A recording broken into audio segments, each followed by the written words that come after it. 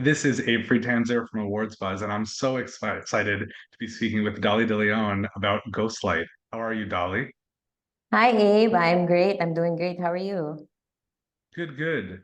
Do you enjoy getting to play an actor? I do. I think it's because I really understand them. I mean, compared to all types of people with all kinds of professions all around the world, the actors, the kind of character that I understand the most. Rita is definitely quite a personality, and she comes on very strong. What elements of her were you able to relate to? I guess her passion for the craft and her background in theater. We share the same background. That's really where I started, and that's my one and that's my true love. um the idea that she's, I guess we're the same age, so I can totally relate with someone, a woman who is frustrated with how her career is going and she's not really able to do what she wants to do. I know how that feels. I'm not as fierce as she is. I wish I were. But everything else, I have that in common with Rita. She's a perfectionist.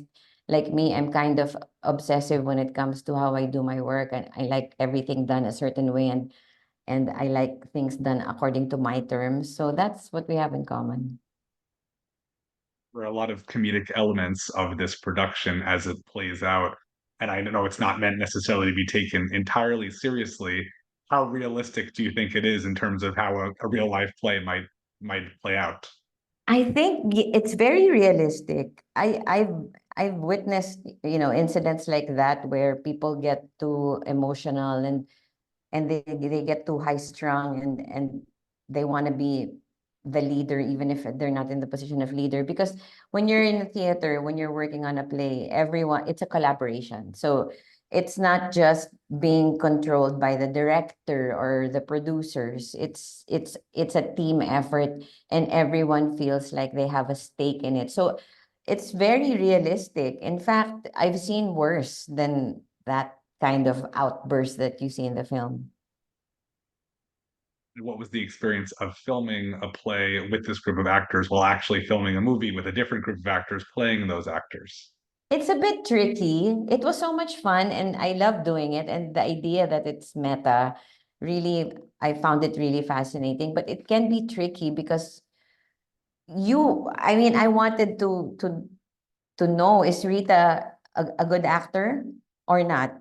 And that plays a very big part in the whole story. Is she a good actor? Why did she fail when she pursued the career in New York? Was it because she had bad luck, or people just wouldn't cast her because of how she looked, or was it because she didn't have talent? So that's one thing that I discussed with Kelly and Alex, because it's tricky to play an actor who can't act. It's trickier, but it's so much more fun too. And at the same time, if she's supposed to be a good actor, that's really very intimidating and really challenging to do. Well, I would say, from what I understood, she's supposed to be definitely one of the better actors in the bunch. Is that also what you took Yes. away? Yes, that's what we took away when I talked to Alex and Kelly about it, because I wanted to know what kind of an actor she was. And when they told me that she's actually a very good actor, but she just never made it anywhere, then it became clear to me how I was gonna play her. And I found it a bit intimidating to play her that way, because it's it's tricky to play a bad actor, but it's more fun, and they're kind of easier to, you know, to absorb and to present, to perform. But when they're a very good actor, that the pressure is really tough when it comes to that. But yeah, because Alex and Kelly really made it clear that she's a very talented actor, then that's what we built on. What was the working process like with Alex and Kelly? Oh, they're such wonderful, wonderful, wonderful people. They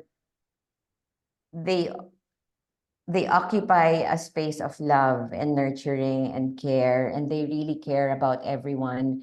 And it's not just because we're making a film or we're doing a project, but because they have authentic concern and care for everyone. And you can tell that it's authentic because of the way they approach all of us, how they talk to us, how they give us directions, how they give us instructions. they're not just after the bottom line or the end result. The process is very important to them.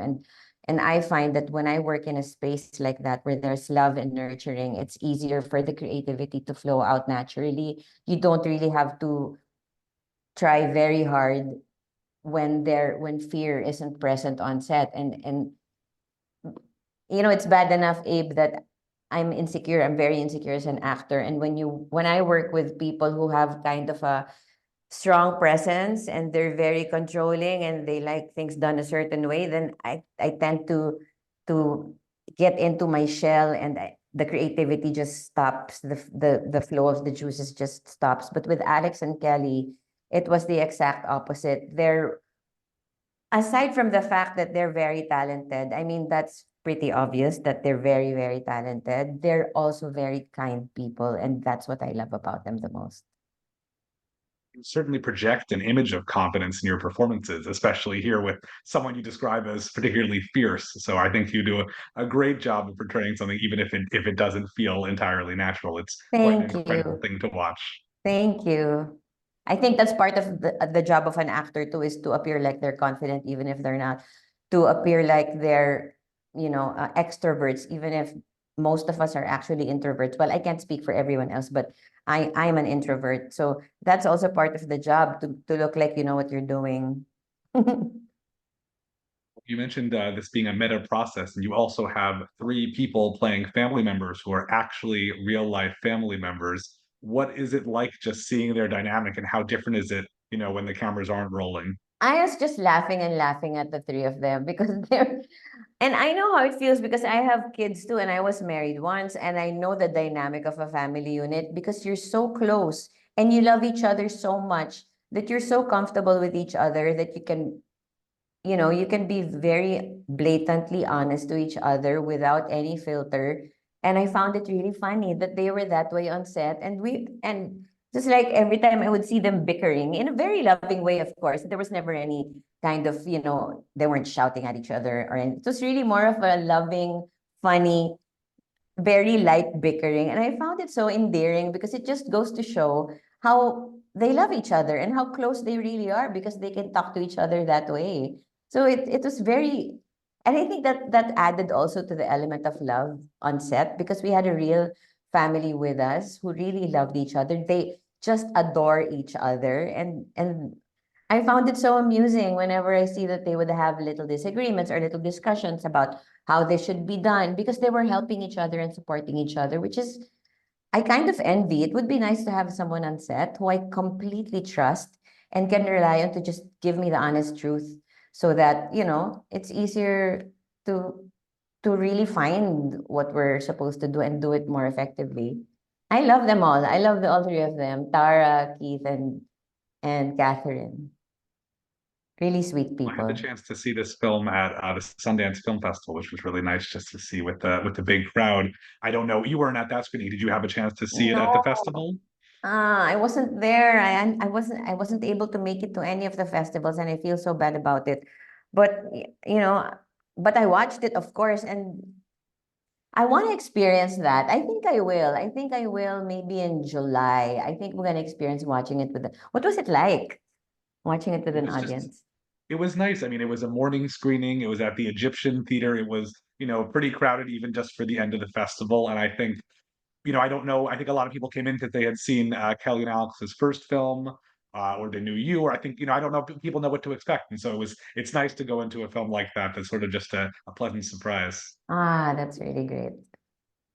So, well, that also was not the only film I saw at Sundance that had you in it. And the other one was Between the Temples, which I know is also coming out soon. Yeah, yes. That film I shot ahead of Ghostlight. I shot that in April. And we shot Ghostlight in September.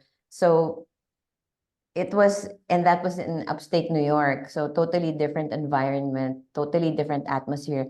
I was a little bit nervous about Between the Temples because that was just my second film outside of my own country. So I was still a little bit nervous and I was a bit in the first few days groping. But because of Nathan and Jason, who are such warm and nurturing and very inclusive people. And there was also a lot of collaboration in that film, especially with Nathan.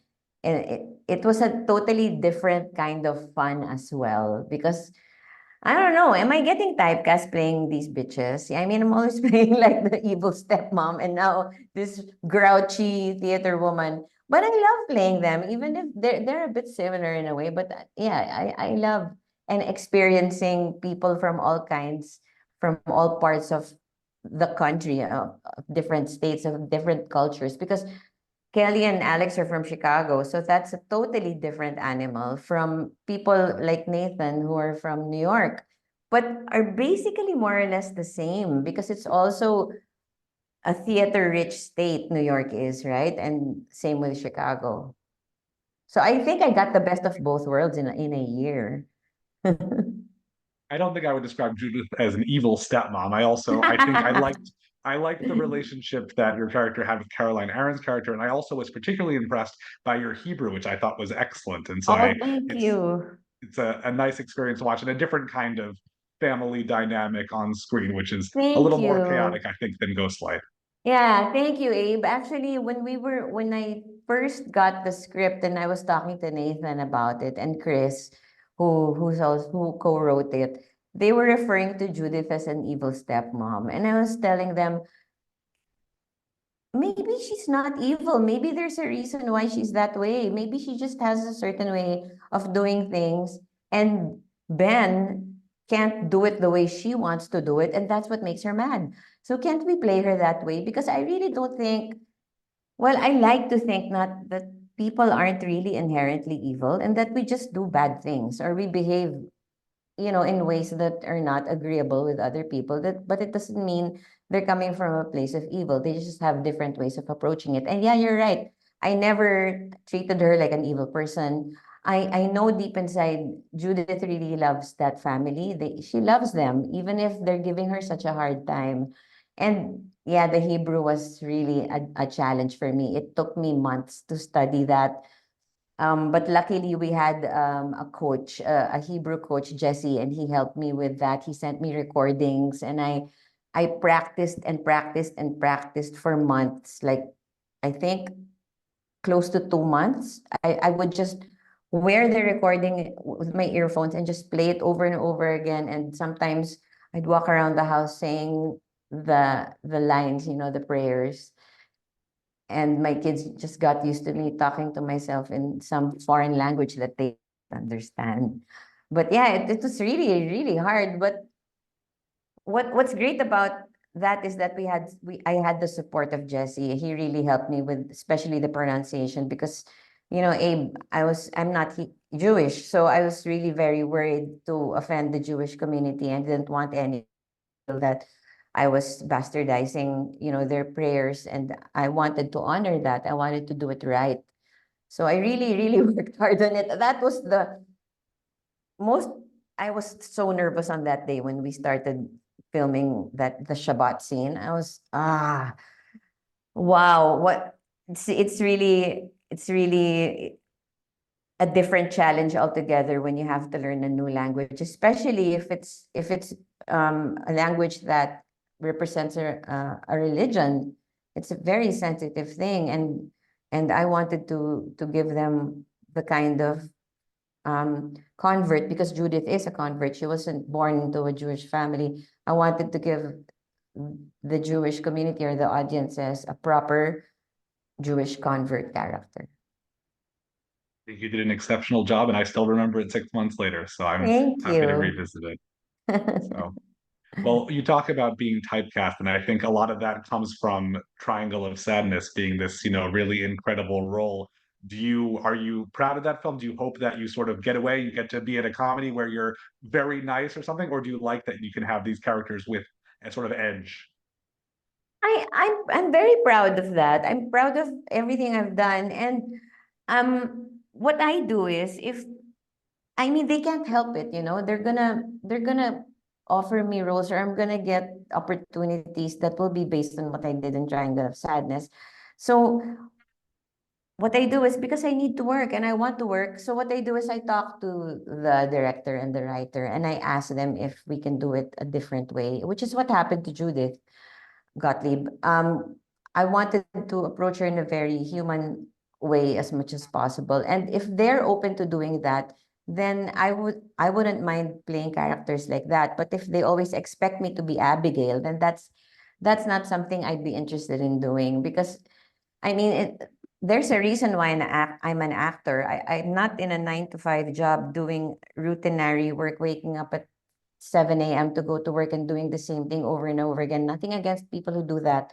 Actually, I admire them that they can do that. But I can't, and that's why I'm an actor. And if I'm going to be made to play the same characters every time, that's not going to be fun for me. I'm going to get so bored. So I find ways to tweak the characters and to collaborate with directors. And I also find that I work better when I work with directors who are collaborative rather than directors who have a set way of thinking or an approach to how they want to treat their films and the characters that are played in their films. Great. Well, you have some fantastic performances, and here at Awards Buzz, we like to talk about awards. And I'm curious if there's anything that you've seen, a show or movie or performance recently that you feel is particularly awards worthy. Oh my gosh, yes. Actually, yes. There is this recent one that I watched this year. Oh my gosh. I wish you had, I'm very forgetful already. But there is this very recent film that I watched, and it's my absolute favorite film of this year so far. I don't know why I can't remember it. I can't. It's just I do that. I get mental blocks from time to time. But yeah, there is one. Just can't remember. That's okay. Well, I know that you have these two great festival movies coming out soon. Is there anything else that you're working on that you can share for the future? Well, right now I'm working on a series. It's the second season of Nine Perfect Strangers, and I've been here in Munich filming for almost 6 months already, and we're almost done. But I don't know when it's going to come out. They haven't told us yet, and I think that the announcement will come from them. But hopefully, it happens early next year. But that's my hope. I don't know when it's coming out, but that's what's happening. And I also am hoping to do some other work next year over there in the States. So we'll see. But for now, we have this series, which is Nine Perfect Strangers. Fantastic. Well, I look forward to seeing your work on it and maybe seeing the gentle, nice character that you play that will surprise us all. Yeah, maybe this is it. Thank you so much, Dolly. It was Thank such a pleasure to you. meet you. Thank you. Pleasure to meet you too.